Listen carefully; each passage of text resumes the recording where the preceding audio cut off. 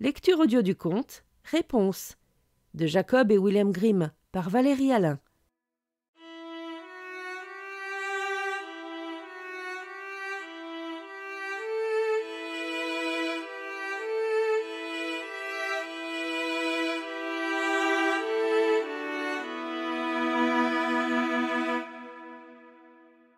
Il était une fois un homme et une femme qui désiraient avoir un enfant depuis longtemps déjà, mais en vain. Finalement, la femme eut l'espoir que le bon Dieu allait exaucer leur désir. Ces gens avaient à l'arrière de leur maison une petite fenêtre qui donnait sur un magnifique jardin où poussaient en abondance les fleurs et les simples les plus belles qui soient. Mais ce jardin était entouré d'un haut mur, et personne n'osait y entrer parce qu'il appartenait à une magicienne qui avait un pouvoir immense et que le monde entier craignait. Un jour que la femme se tenait à cette fenêtre et regardait dans le jardin qui se trouvait en bas, elle aperçut soudain un carré où étaient plantées les plus belles réponses qui soient. Elles avaient l'air si fraîches et si vertes qu'elle eut envie et ressentit un intense désir d'en manger. Son désir augmentait de jour en jour, et comme elle savait qu'il lui était impossible d'en avoir, elle se mit à dépérir et devint toute pâle et très mal en point. Son mari prit peur et lui demanda « Ma chère femme, que te manque-t-il » ?»« Ah, répondit-elle, si je ne peux manger des réponses du jardin qui se trouve derrière notre maison, je mourrai. » Son mari, qui l'aimait, se dit « Plutôt que de laisser mourir ta femme, tu vas aller lui chercher des réponses, quel que soit le prix à payer. » À la tombée de la nuit, il escalada le mur pour pénétrer dans le jardin de la magicienne, arracha en toute hâte une poignée de réponses et les apporta à sa femme. Elle s'en fit aussitôt une salade et les mangea goulûment. Mais elle les avait trouvées si bonnes que, le lendemain, elle en eut encore 3 fois plus envie. Pour l'apaiser, son mari n'avait pas d'autre choix que d'escalader le mur une nouvelle fois pour retourner dans le jardin. Il se rendit donc de nouveau à la tombée de la nuit, mais quand il fut de l'autre côté du mur, il fut saisi de peur en voyant la magicienne debout devant lui. « Comment oses-tu venir dans mon jardin et prendre mes réponses, voleur que tu es ?» lui dit la magicienne en le regardant d'un air furieux.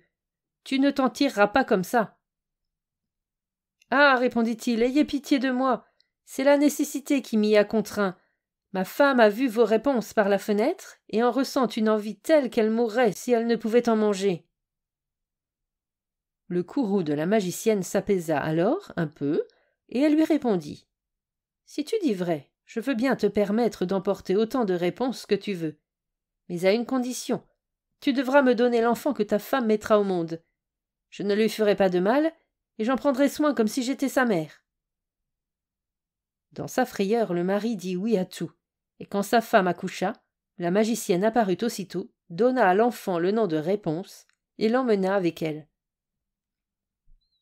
Réponse devint la plus belle enfant sous le soleil. Quand elle eut 12 ans, la magicienne l'enferma dans une tour qui se trouvait dans une forêt, et qui n'avait ni porte ni escalier, seulement une toute petite fenêtre tout en haut.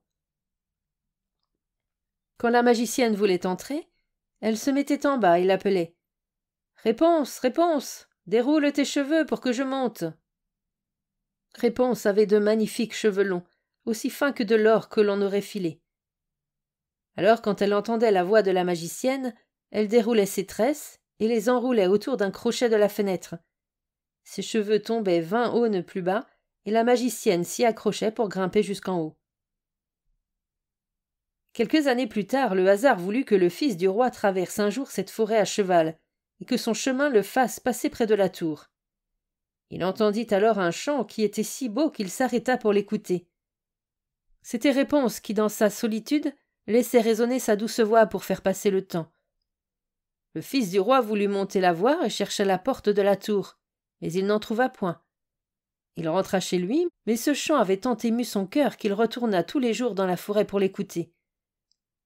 Un jour qu'il se tenait ainsi sous un arbre, il vit une magicienne s'approcher et l'entendit appeler « Réponse, Réponse, déroule tes cheveux pour que je monte. » Réponse déroula alors ses nattes et la magicienne monta la retrouver. « Si c'est l'échelle qui permet d'arriver en haut, je vais tenter ma chance, » se dit le fils du roi.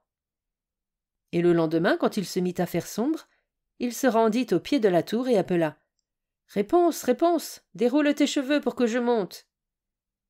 Aussitôt les cheveux dégringolèrent, et le fils du roi monta en haut de la tour. Tout d'abord, Réponse fut saisie de frayeur en voyant entrer chez elle un homme comme ses yeux n'en avaient encore jamais vu.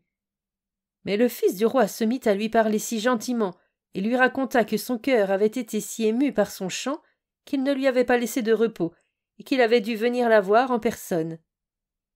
Réponse oublia alors sa frayeur, et lorsqu'il lui demanda si elle voulait l'épouser, voyant qu'il était jeune et beau, elle se dit « Il m'aimera plus que ma vieille marraine », acquiesça et mit sa main dans la sienne. Elle lui répondit « Je veux bien venir avec toi, mais je ne sais pas comment faire pour descendre. Apporte un bandeau de soie avec toi la prochaine fois que tu viendras me voir. J'en ferai une échelle, et quand elle sera prête, je descendrai, et tu m'emmèneras sur ton cheval. » Ils convinrent que d'ici là, il reviendrait la voir tous les soirs, car la vieille venait dans la journée. Quant à la magicienne, elle ne se doutait de rien, jusqu'à ce qu'un jour, Réponse lui parle en ces termes. « Dites-moi donc, marraine, comment est-ce possible? J'ai bien plus de mal à vous hisser jusqu'ici que le fils du roi qui, lui, est en haut en un clin d'œil. »« Ah, enfant impie, s'écria la magicienne, que me faut-il entendre là? Je croyais t'avoir coupé du monde entier, et tu as quand même réussi à me tromper. » Dans sa fureur, elle empoigna les beaux cheveux de Réponse, les enroula plusieurs fois autour de sa main gauche, saisit une paire de ciseaux de sa main droite, et clic-clac, les voilà coupés, et les belles tresses tombèrent par terre.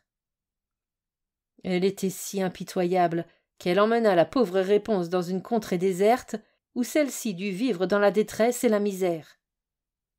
Cependant, le soir du jour où elle avait répudié Réponse, la magicienne attacha au crochet de la fenêtre en haut de la tour les tresses qu'elle avait coupées.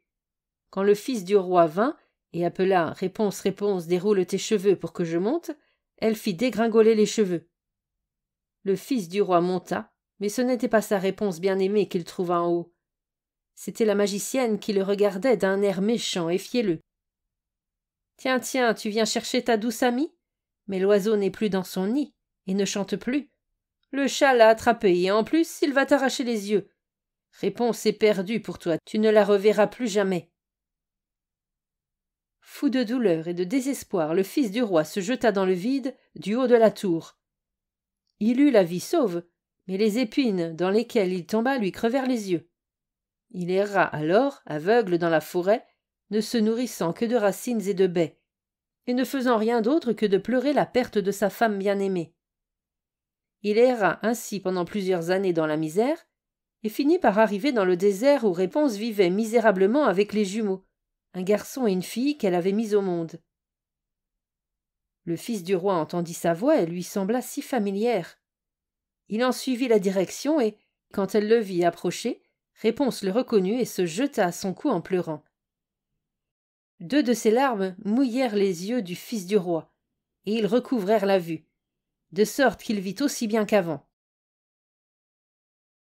Il emmena Réponse dans son royaume, où on la reçut dans la joie, et ils vécurent encore longtemps, dans le bonheur et la gaieté.